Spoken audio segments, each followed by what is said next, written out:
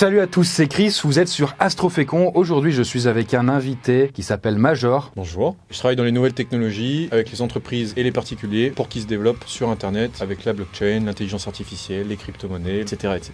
Et justement, aujourd'hui, on a sélectionné des IA assez dingues. En fait, on va découvrir ça ensemble et Major sera l'œil critique de la vidéo. Enjoy. Là, on voit David Beckham, ok. Malaria isn't just any disease. Là, c'est en anglais. Et là, ça devient sympa. Là, en fait, du coup, il est traduit en live dans d'autres langues. Lui, il parle pas ces langues, il parle qu'en anglais. Il parle qu'en anglais et sa voix va être traduite par d'autres personnes dans d'autres langages. Et du coup, on a une intelligence artificielle qui Il fait une synchro labiale. fait une synchronisation labiale sur le bas du visage, là où il y a sa bouche, et d'autres personnes vont enregistrer leur voix dessus et le logiciel va synchroniser. Ce qui va nous permettre en fait de faire parler David Beckham dans tout un tas d'autres langues. Génial. Mais par contre, pour ce faire, pour le moment, il a besoin de lire un texte qui est écrit au préalable et ensuite c'est d'autres personnes qui vont le faire à sa place. Mais le logiciel qui va tout synchroniser, eh ben lui, il est entièrement géré par un ordinateur. Du coup, c'est une personne qui parle, par exemple, comme là on est en train de parler, en fait, du coup, on bidouille la bouche pour faire en sorte qu'on lui fasse dire n'importe quoi. Exactement. Et du coup, ça, c'est ce qu'on appelle également du deepfake. Ça veut dire qu'on va même pouvoir transposer des visages sur une personne. C'est-à-dire qu'on peut prendre ton visage et on te met la tête de Tom Cruise, et c'est ce qui s'était passé sur TikTok récemment et ça avait fait un buzz. Et on va pouvoir être capable de te faire dire tout et n'importe quoi. Et ça, faut faire Incroyable. attention. Ouais. Et Ok. ça, faut faire attention. C'est ouf. Ça peut supposer qu'il y a des milliers de vidéos qui sont des fake vidéos qui sont sur Internet, qui vont être réutilisées pour faire passer des faux messages, sauf que pour autant, c'est pas du tout le cas. Récemment, j'avais vu un truc passer, c'était à propos du président ukrainien qui disait qu'il rendait les armes, etc. à la Russie, et alors que pas du tout, c'était du deepfake. Et là, qu'est-ce qu'il nous dit que vous n'êtes pas des deepfakes vous-même? On bafouille, il y a trop de cuts, je pense, du coup, c'est pour ça.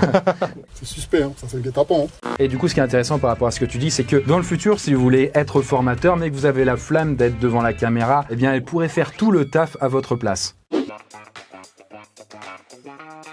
Et du coup, là, on regarde une IA qui est capable de créer une image à partir de textes que vous lui rentrez. Et là, du coup, dans ce qu'on voit, c'est a teddy bear on a skateboard in Times Square. Donc du coup, on lui a juste écrit ça et voilà ce qu'elle a généré. Plein d'ours en peluche qui font du skate. Ces images n'existent pas. L'IA les a créées. C'est un truc de ouf. Ce qui est bien avec ce système-là, c'est que tu peux dire en texte, tout, image, fais-moi ça, et bien elle va être capable de te le modéliser à partir de son immense base de données. Elle va te proposer une image. Ok, par exemple, ensuite, elle dit « Je veux que l'astronaute fasse du cheval ». Du coup, on a le truc qui est en train de faire du cheval. Ouais. Et si tu lui dis sur Mars, eh bien elle sera aussi en mesure de te donner un environnement avec des couleurs martiennes. Mais du coup, cette IA, quand même, est assez badass puisqu'elle est capable de comprendre une image. Typiquement, là, vous voyez, c'est un tableau assez célèbre. Et du coup, à partir de cette image, il recrée d'autres images. Vous voyez, c'est pas Rembrandt qui les a composées, celle à droite, non, c'est l'IA. Et il y a quelque chose d'intéressant après qui peut se poser comme question, c'est l'appartenance du droit d'auteur derrière ça. Par exemple, vu que c'est une IA qui l'a généré, à qui ça appartient? Est-ce que c'est la propriété intellectuelle de l'IA, ou est-ce que, étant donné que c'est moi qui l'ai fait générer, j'en suis le propriétaire? Ouais, c'est dingue parce que du coup, tu peux créer n'importe quelle image, ensuite tu peux la proposer sur un site et tu la vends, et du coup, tu te fais de la thune dessus. Après, l'IA est quand même pas publique encore. Hein. Non, c'est sur une waiting list, mais une fois que vous y avez accès, vous pouvez quand même bien vous amuser dessus. Ah ouais, ok. Et du coup, ce qui est marrant, c'est que derrière cette IA, entre guillemets, c'est OpenAI qui a été créé par Elon Musk. Qui regroupe les meilleurs chercheurs en intelligence artificielle au monde. Putain, rien que ça. Même si vous pouvez l'utiliser et que vous êtes parmi les privilégiés, il y a quand même des mots qui sont bannis. Et des célébrités aussi. Mais en tout cas, impressionnant tout ce qu'on peut générer, c'est... J'ai du mal à cerner les limites là. This particular webpage was in fact generated just now on the fly for all you viewers out there. Donc là, en fait, il lui a demandé, en lui écrivant normalement, créer une page web qui va dire notre message et sauvegarde-le dans un fichier. Et là, vous pouvez voir à droite que du coup, il y a du code informatique qui est en train d'être généré par une IA. Et là, ce qui va se passer, c'est qu'ils vont maintenant se rendre sur l'adresse pour vérifier que ça a bien été créé justement par l'intelligence artificielle. Ok, bon bah ça a fonctionné. Alors c'est un peu moche, c'est un peu vite surtout. C'est moche ici, cet endroit est tout vide. Après, il faut imaginer ça dans un contexte plus large, c'est qu'aujourd'hui, on a beaucoup de personnes qui veulent créer des sites internet mais qui n'ont pas de notion en informatique, qui ne veulent pas dépenser d'argent non plus. Et du coup, on réduit la frontière technique pour les novices. On peut imaginer une autre application, c'est dans la création et le développement de jeux vidéo, où tu dis justement à l'intelligence artificielle, crée-moi du mouvement pour une pierre qui va ensuite tomber sur tel personnage. Et là, ils sont en train de créer donc tout simplement un jeu vidéo en live. En fait, là, l'IA est un peu, elle fait des trucs un peu basiques quand même malgré tout. tout et c'est un peu moche le tout, mais il faut imaginer que peut-être d'ici quelques décennies, c'est déjà assez ouf de le dire, mais vous allez pouvoir créer vos jeux vidéo simplement en lui écrivant, peut-être en lui faisant des vocaux. Bon alors là je voudrais ça et ça, un peu comme si vous aviez une armée de programmeurs qui faisaient tous vos désirs. Ah là, par contre, c'est ouf. C'est un plugin qui est connecté directement à Photoshop. Là, on a un ensemble d'IA qui sont capables de remodeler une image. C'est un peu comme une sorte de Photoshop version intelligence artificielle. Et il me semble bien d'ailleurs que l'équipe derrière ça, elle est ukrainienne et que tu peux justement ajouter tout un tas d'éléments dans ton image. Tu peux soit le laisser faire par l'intelligence artificielle qui va comprendre les aspects de ton image et savoir là où elle doit travailler pour l'améliorer et amener des résultats, donc on le voit un petit peu plus loin dans la vidéo, qui amènent du naturel, juste en surexposant certains endroits, en mettant en valeur des éléments de la photo. Par exemple, vous voyez, il a créé une sorte de halo, un soleil. Là, on se dit, bon, très bien, sur Photoshop, je sais le faire. Mais ce que Photoshop n'est pas capable de faire, c'est ça. Vous prenez le halo et vous le déplacez derrière les rochers. Là, en fait, Photoshop, il va pas comprendre qu'il y a des rochers. Mais lui, il comprend qu'en fait, le soleil est censé être derrière. Et donc, du coup, les rayons lumineux vont, comme si vous déplaciez le soleil en vrai. Ça fait ça, quoi. C'est abusé.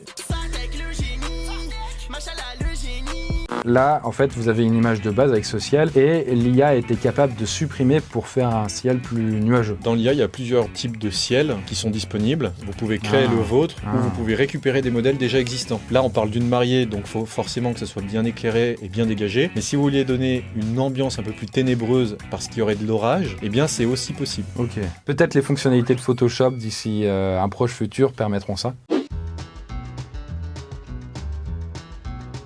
Là, on a un test avec quelqu'un qui parle avec sa voix normale. Il va utiliser une IA qui va lui modifier sa voix. I'll demonstrate a couple of new features of ReSpeech's speech-to-speech voice cloning engine. Obviously, I can speak with another person's voice. But notice that now the sound is 44.1 kHz. Du coup, là, en fait, il parlait avec sa voix normale, vous avez vu au début, et puis il a utilisé ReSpeecher, donc c'est une IA qui est capable de remoduler votre voix, et il a pris une voix très différente, plus posée, comme ça là. J'espère que ça va bien, toi, que t'as passé une bonne semaine. Là, il y a un truc assez important. Il y a le volume de la voix qui a baissé et on a quand même la synchronisation qui est restée. Et en plus de ça, la voix également qui s'est tenue au reste. Parfait, par exemple, quand t'as envie de faire une formation, une vidéo sur YouTube ou autre, et t'as pas la voix qui est adaptée, ça arrive, du coup, avec ça, en fait, tu peux choper la voix. Tu sélectionnes, tiens, je veux la voix de poisson fécond ou alors de axolote qui est très posée, et il pourrait être capable, techniquement, de te la mettre. C'est ça. C'est ça. Par contre, pour le faire, il faut qu'il y ait une longue exposition. C'est parfait, je pense que les youtubeurs, ils sont quand même très exposés, quoi. Mais on peut imaginer des arnaques de ouf. Barack Obama qui vous dit d'acheter cette fameuse formation pour seulement 27 €. Ou également, quand vous avez des call centers, vous pouvez avoir la voix de quelqu'un qui parle le français sans aucun accent. Cette IA, elle est publique. Il faut consulter leur équipe pour avoir un peu plus d'informations sur ça. Et quand ils t'appellent, c'est là où ils t'annoncent le prix. Ah, s'ils te l'annoncent pas directement sur le site, c'est que ça doit être bien élevé, quoi. C'est en général souvent élevé. Sur celle que j'avais essayé, pas celui-ci, mais par exemple, on était à 3 000 € pour 24 heures, je crois. Ça reste raisonnable, mais pour autant, ça peut tout aussi bien être aussi cher. Ce que vous êtes en train de voir, c'est le chômage qui s'annonce pour nous. Enfin, du coup, ce que je veux dire, c'est peut-être les monteurs qui auront peut-être moins de travail ou différents. C'est une IA qui est capable, en fait, de dérocher une vidéo et de la rendre dynamique. En gros, voilà, ça fait du montage, du coup, à votre place. L'idée, je pense, c'est surtout d'avoir une base que tu peux retravailler en supprimant peut-être 20 à 30% du travail, comme découper des blancs ou ce genre de choses. Okay. Ça les aide beaucoup. Bon, là, par exemple, du coup, sur cette vidéo, ils ont retiré 1 seconde de silence, ils ont fait 4 cuts, ils ont mis aussi des sous-titres et ils ont mis une musique qui va bien. Ça fait des zooms au bon moment, ça peut supprimer des mots et des phrases. Ok. Il y a une add-on pour Premiere ? Ah, aucune idée. Tu sais, je connais des trucs, mais peut-être pas tout. Là, du coup, on a une IA que moi, j'ai déjà eu l'occasion d'utiliser, mais toi aussi. Ouais. Et elle est capable de créer de la musique à la volée. C'est assez ouf. Là, vous voyez, par exemple, c'est le site. On peut s'inscrire en ligne, du coup, c'est gratuit. Par exemple, vous pouvez lui demander de la musique lo-fi. J'adore écouter de la lo-fi. On peut même choisir l'émotion si on veut un truc joyeux ou triste. Allez, admettons un truc triste. Là, en train de la générer. Là, il la crée, elle sort de nulle part. Et elle est prête. Écoutons.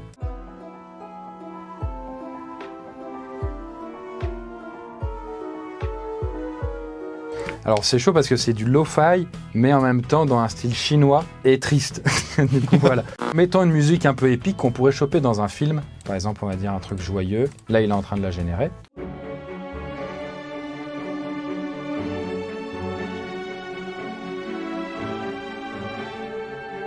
C'est incroyable quand même, putain. C'est pas un humain qui l'a fait, c'est ça qui est ouf. C'est que pour pas mal de choses, ben, c'est aussi bien que vraiment des humains que vous allez payer pour ça. Mais c'est super! Il y a encore pas mal d'idées de développement par rapport à ça, et en gros on a à chaque fois la même base, c'est qu'on a des centaines et des centaines d'heures qui sont compilées, et l'IA derrière elle va venir les récupérer, elle va sélectionner des bouts de musique à gauche et à droite, elle va les compiler, et ensuite tu vas obtenir ce que tu entends là. Là par exemple j'ai demandé l'électro qui dure à peu près 1 minute.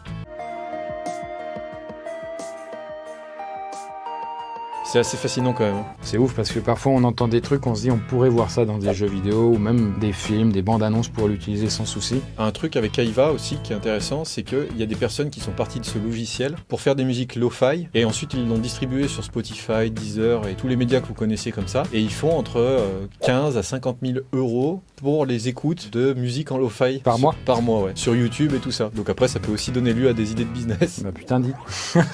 Incroyable.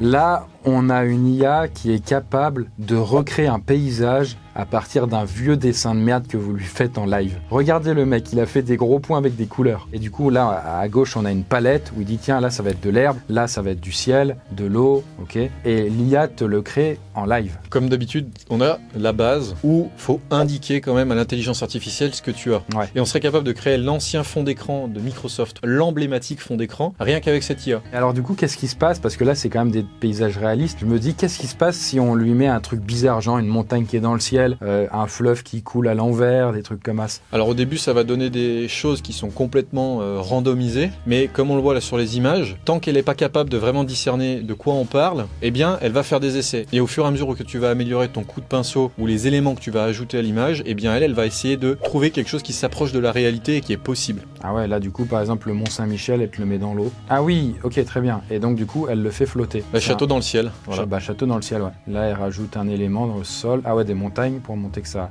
Elle rajoute un soleil. Là, c'est des intelligences artificielles qui peuvent être très intéressantes pour les personnes qui font notamment des jeux vidéo, parce qu'ils vont gagner un temps qui est considérable sur la création. Oui. Et du coup, c'est ça qui est beau, c'est que vous pouvez l'utiliser et l'installer sur votre ordi. Là, on a l'intégration 4K, donc c'est les nouvelles fonctionnalités de cette année, où on repousse encore les limites du logiciel. Ah oui, effectivement, avant, après, ah ouais, du coup, c'est vrai que du coup, ça gagne en réalisme et en netteté, ouais. Putain, c'est dingue. Alors, l'IA derrière ce logiciel, elle s'appelle Gogan 2, et elle a quand même été entraînée sur plus de 10 millions d'images. Bon, en vrai, du coup, voilà, c'est un petit peu ce qu'on lui a donné à manger, et sur 10 millions d'images, ça lui a permis de comprendre suffisamment ce qu'elle voyait pour être capable de le recréer, quoi. Mais là, du coup, vous avez vu, ces trucs, c'est assez ouf quand même, mais c'est que le début. Ça existe que depuis quelques poignées d'années, on va dire. Là, il faut imaginer qu'à l'horizon 2024, 2025, il y aura des évolutions qui sont encore plus importantes, parce qu'il suffit de peu de temps pour avoir des avancées explosives. Ça va être what the fuck. J'espère que l'œil avisé de Major vous aura permis d'en savoir plus aussi. Sachez que Major, comme je vous l'avais dit, il est passionné par les nouvelles technologies, notamment la blockchain, si ça vous parle. Et récemment, j'étais allé à Zurich, et Major ainsi que Matteo m'avaient accompagné. Et justement, au fil du temps, on s'est dit, tiens, comme tu es là-dedans, ça pourrait être intéressant de proposer à ma communauté, en fait, ce que tu fais, mais avec un petit tarif quand même. Je pense que si jamais ta communauté est intéressée par les nouvelles technologies en général, elles trouveront certainement quelque chose qui peut les passionner sur tout le site web. Donc du coup, ce qu'on a fait, c'est qu'on a mis 30% de réduction sur l'intégralité du site. Comme ça, chacun pourra trouver ce qu'il a envie. N'hésitez pas à en profiter. Et sur ce, encore une fois, j'espère que ça vous a plu et je vous retrouve dans une prochaine vidéo. Gardez la pêche et buvez du lait.